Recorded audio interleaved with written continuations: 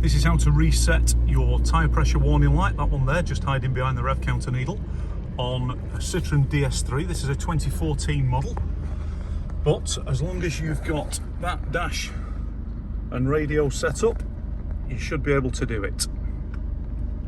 So, I'll switch off, pop the ignition on, there we go. There we go. Adjust the tyre pressures and reinitialise. We're going to be using the menu button, the joystick buttons here, and the OK button on the radio. And all the information is going to come up on the multifunction thing up here. So we're going to start with the menu, and then we're going to go into personalisation configuration, and then define the vehicle parameters, the top one. So press OK.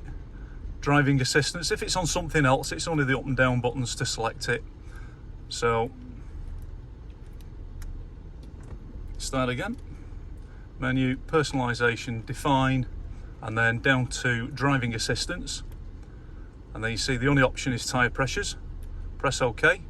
So ensure the 4 tyre pressures have been adjusted, reinitialise. So we've already done the tyre pressures, so it's highlighted yes. We're going to press OK, and that's it.